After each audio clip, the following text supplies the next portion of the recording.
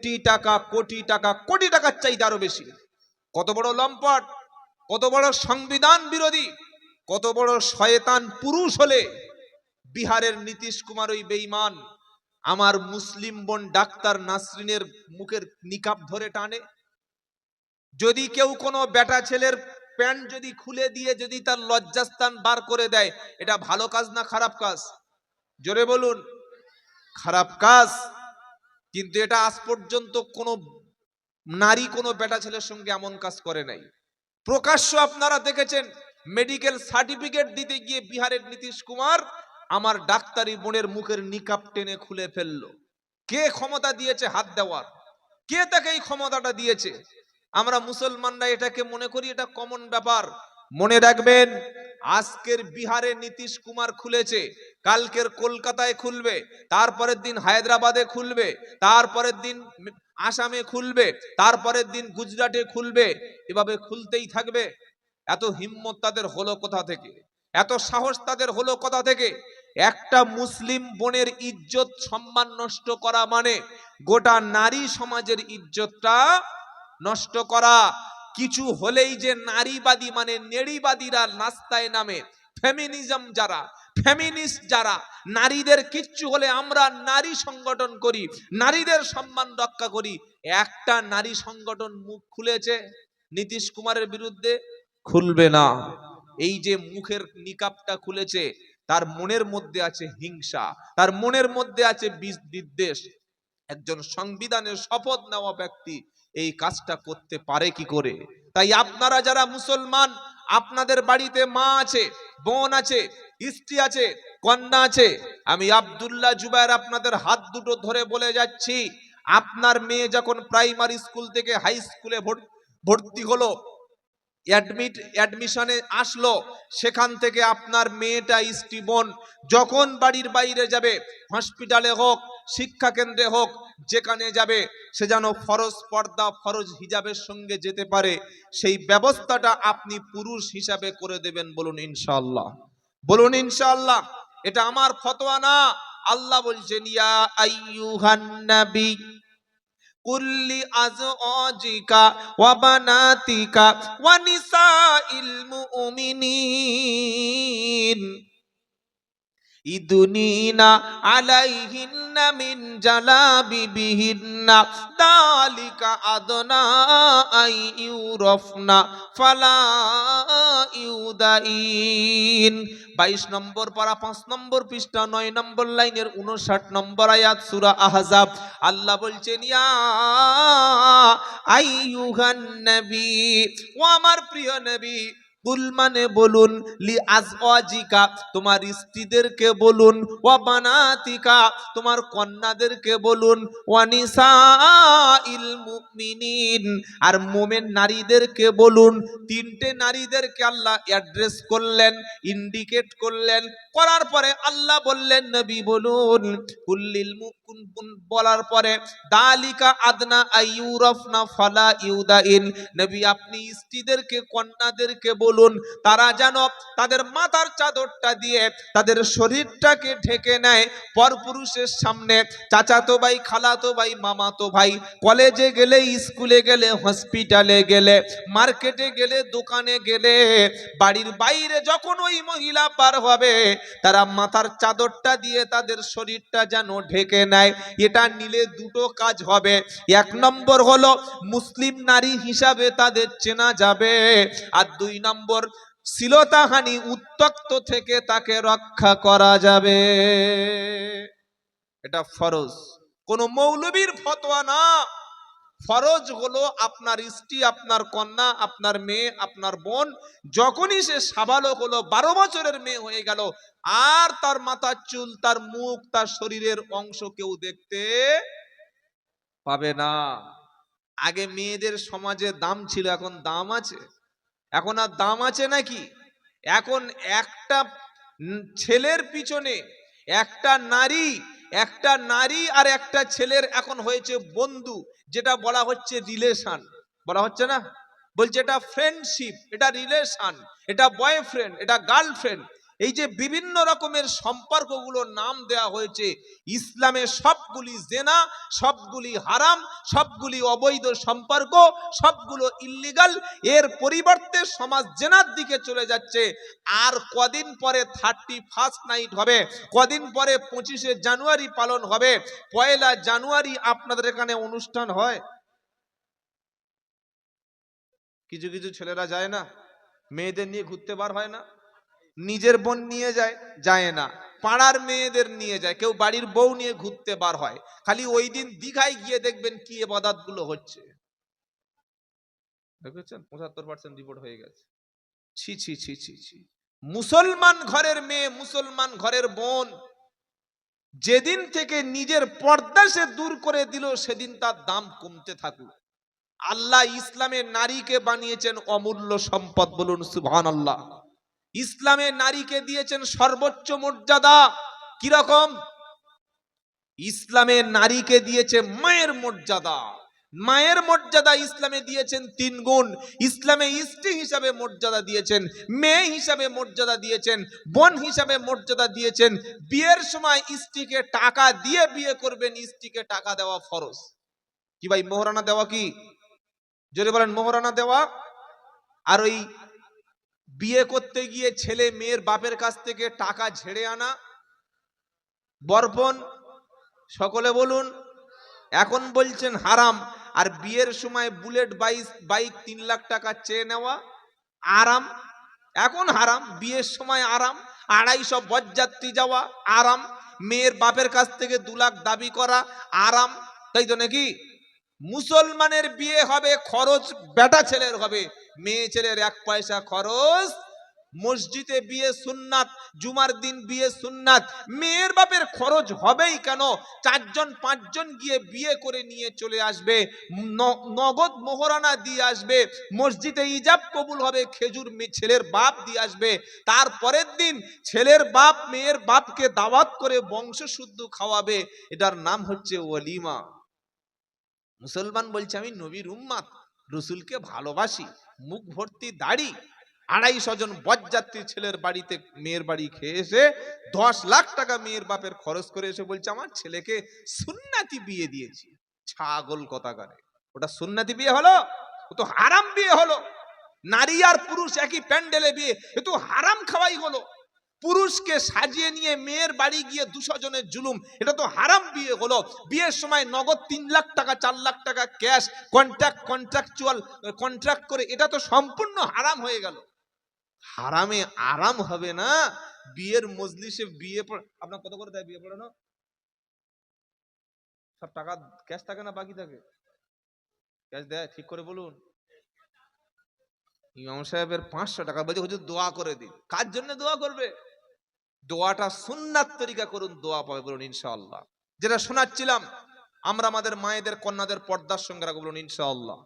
যে সমস্ত ছেলেদের গার্লফ্রেন্ড আছে, এই যে হ্যালো, অনেক ইয়ং ছেলে গোপনে গোপনে চালাচ্ছে। গার্লফ্রেন্ড কেন করে? টাইম পাস করবে বলে। 2 বছর 3 বছর প্রেম করে শেষে ব্রেকআপ, আর বিয়ে হলো না। মেয়েটাও ধোঁকা খেলো, ছেলেটাও ধোঁকা খেলো। এই টাইম পাসের প্রেম আর অনলাইনে চ্যাটিং, মেসেঞ্জার আর যত রকমের যা আছে, এর জন্য দায়ী সম্পূর্ণ ছেলের বাপ। আপনারা কি বলছেন বলুন? কথা বলে না? বাপ জানে না যে ছেলে কত বড় হয়েছে? 3টি কাজ তাড়াতাড়ি করতে হয়। 1 নম্বর, মাইয়েত মারা যাওয়ার পরে দ্রুত দাফন কাফন হবে। জামাই থাকে হায়দ্রাবাদে, ছোট ছেলে থাকে আন্দামানে, আসবে 24 ঘন্টা সময় লাগবে।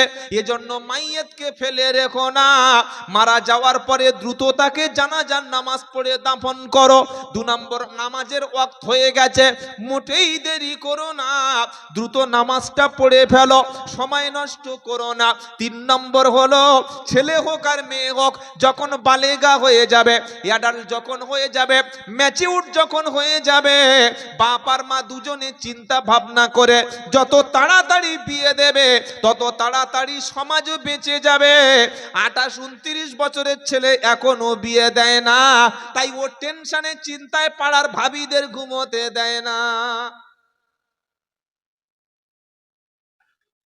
এখন আর ওয়াশ করলে হবে ঠান্ডার সময়? কি গো, মানুষের যখন খিদে লাগে ও তখন ভাত খোঁজে, রুটি খোঁজে। যখন বাড়িতে খাবার থাকে না, পরের বাড়িতে চুরি করে, উকি মারে। বিয়ে দিচ্ছেন না কেন? বড় বড় বড় বড় ছেলে, 30, 35, 32 বছর, বললে হুজুর আমার ছেলে এখন ইনকাম। ইনকাম মানে কি ইনকাম করবে? আর এখন কাজ আছে নাকি সমাজে? কেউ যদি আল্লাহ সন্তুষ্টির জন্য নিজের চক্ষুকে হেফাজত করার জন্য, নিজের যৌবনকে হেফাজত করার জন্য যদি হালাল পদ্ধতিতে বিয়ে করে, আল্লাহ বলছে ওর রিস্কের দায়িত্বটা আমি আল্লাহ নিজেই নিয়ে নেব। সুবহানাল্লাহ বলুন। ওর রুজি ও নিয়ে আসবে, আপনি খাবেন মানে? আপনি রাজ্জাক না আব্দুর রাজ্জাক? রাজ্জাক তো আল্লাহ, আমরা তো আব্দুর রাজ্জাক। কি ভাই, কি খাবেন আপনি? আপনার নিজেরকে খাওয়ায় তা ঠিক না, আপনি খাওয়াবেন মানে? সন্তানকে উপযুক্ত বয়সে বিয়ে দিন।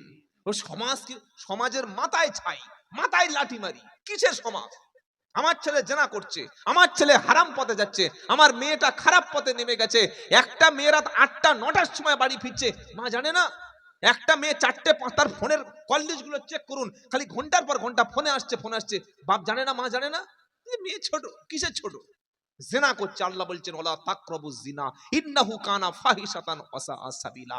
বর্তমান যুগে নারী আর পুরুষকে জিনার হাত থেকে বাঁচাতে গেলে একটাই পদ্ধতি হচ্ছে হালাল ভাবে বিয়ে দেওয়া। বিয়ে দেবেন বলুন ইনশাআল্লাহ। তাহলে কোরআন কি শোনাচ্ছে?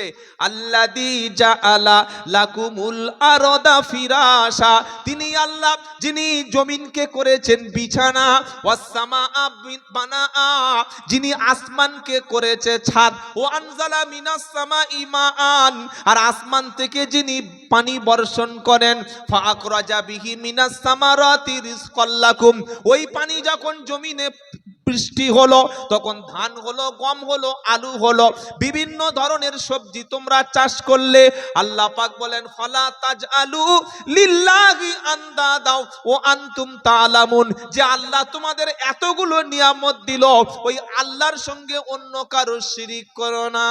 কথা মনে থাকবে ইনশাআল্লাহ, কথা মনে থাকবে ইনশাআল্লাহ। এ বাবাজিরা, আল্লাহ ওয়ালা ভাইরা, আল্লাহ পাক বলছে কিয়ামতের দিন ইয়াউমা নাহশুরুহুম জামিয়া সুম্মা নাকুলু লিল্লাযিনা আশরাকু আইনা শুরাকাউকুমুল্লাযিনা কুনতুম তাজউমুন। 7 নম্বর পারা 9 নম্বর পৃষ্ঠা 9 নম্বর লাইনের 22 নম্বর আয়াত সূরা আনআম। আমার আল্লাহ পাক শোনাচ্ছে ওয়া ইয়াউমা নাহশুরুহুম জামিয়া, আমি আল্লাহ কিয়ামতের দিন পীর ফকির ডাক্তার মাস্টার চোর ছাঁচোর ডাকাত গুণী শিক্ষিত অশিক্ষিত হিন্দু মুসলমান খ্রিস্টান সবাইকে আমি আল্লাহ একটা মাঠে জমা করাবো। ওই মাঠটা হচ্ছে ময়দানে মহাশরের মাঠ। আর তোমরা যাদেরকে শরীক করেছিলে, তোমরা যাদের কাছে সাহায্য চেয়েছিলে, তোমাদের ছিল যাদের সম্পর্কে ধারণা, এই পীরদের কবরের কাছে গিয়ে কাঁদলে রুজিতে অভাব হবে না, উমুক বাবার কবরে সেজদা দিলে পেটে বাচ্চা আসবে, মোটে দেরি হবে না, উমুক মাজারে গিয়ে যদি মান্নত করি আমার বিপদটা কেটে যাবে, উমুক পীর সাহেবের তাবিজ যদি গলায় ঝুলিয়ে দিই আর কোনোদিন টেনশন হবে না। তোমাদের পীরদের সম্পর্কে যাদের ছিল এমন ধারণা, কোরআন বলছে সবাইকে সামনে আমি একত্র করব, করে বলবো আজকে তাদেরকে ডেকে আনো, যাদেরকে উপকারী মনে করতে, যাদের বিপদে পড়ে তোমরা ডাকতে, যাদের কাছে সাহায্য চাইতে, যাদের মাজারে তোমরা গিয়ে বসে বসে কাঁদতে। এমনও মাজার পশ্চিম বাংলায় আছে যেখানে নারী আর পুরুষ 24 ঘন্টা বসে বসে কাঁদে, অথচ হতভাগা মসজিদে কাঁদার সময় কখনো পায় না।